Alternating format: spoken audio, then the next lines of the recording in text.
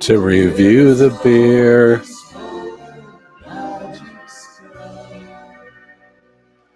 Hey, there we go. All right, let's get rid of that. Hey there, my name's Steve Jaguar. That was, if you're not familiar with that, let's get rid of that.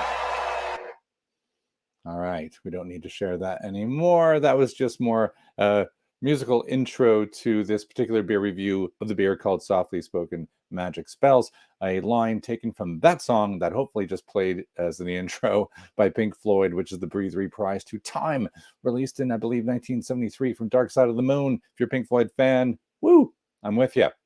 If you're not, come on, get on board, man. There's so much good music that they're making. That is the beer we're going to do today, so let's kick it off.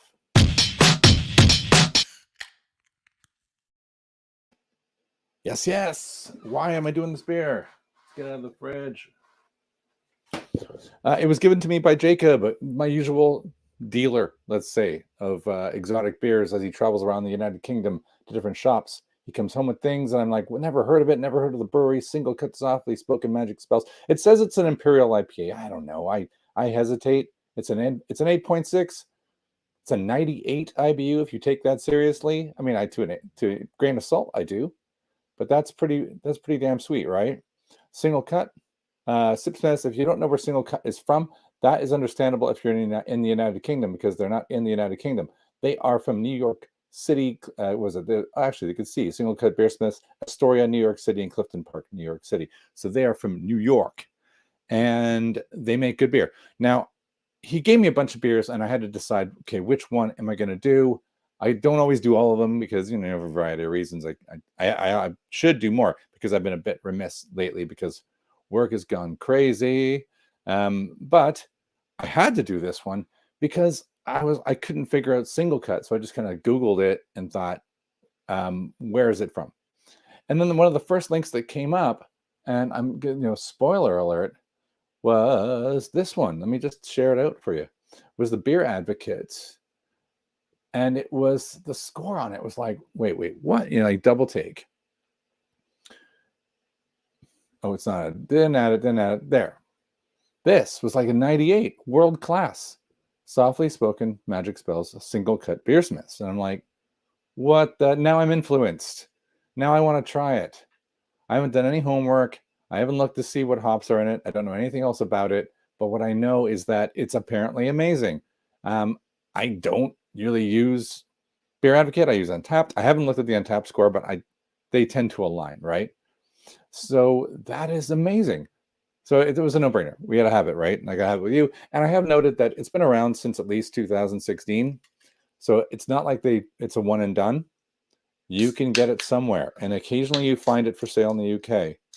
I think it was £8, so it's not cheap. It's, again, falls into that pound per percent category. And I hope it's amazing. Let me pour it all out and we'll see.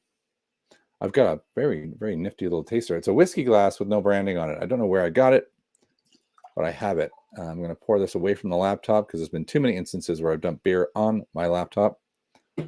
And that has almost been cataclysmic. All right, take a look at that juicy number. Pretty active little head, but I think the glass contributes to that, pushing everything up. Really, really dense, pretty much opaque.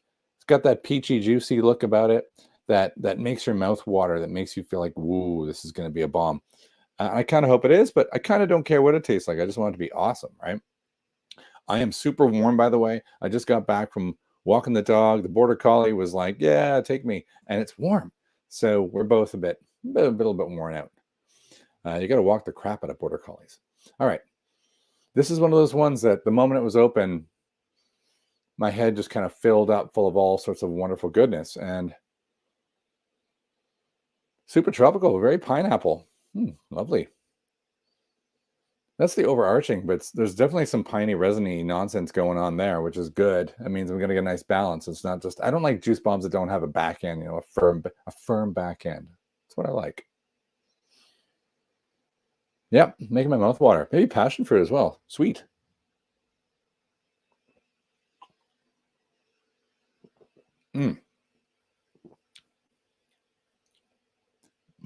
Okay, it's not as with like hard pine and resin as I got off the nose. It's really quite mild, but it carries on for a long time, like a long wine. Like it's still there. It's pretty nice, actually. I'll focus on the fruit in 2 seconds.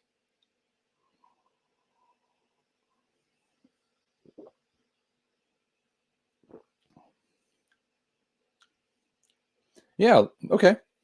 It's definitely grapefruit forward, but it doesn't have any sweetness. Like, it doesn't have an acidic sweetness. Wrong. It has a type of acidic sweetness that I associate with pineapple. That's what I mean to say. There's a bit of a head going on, like in the upper quadrant of my nose that's coming through the flavor, which is tapping very lightly into stone fruit, but I think it's almost inconsequential. It's kind of there, but it's like I'm still getting mostly pineapple. And there's like a real finish of like a choke cherry or like a currant or something that makes it dry.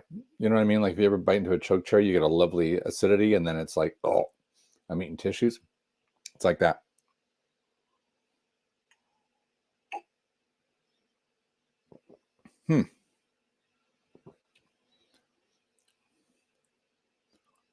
It's pretty good. I don't know that I'm going to give it like a 98.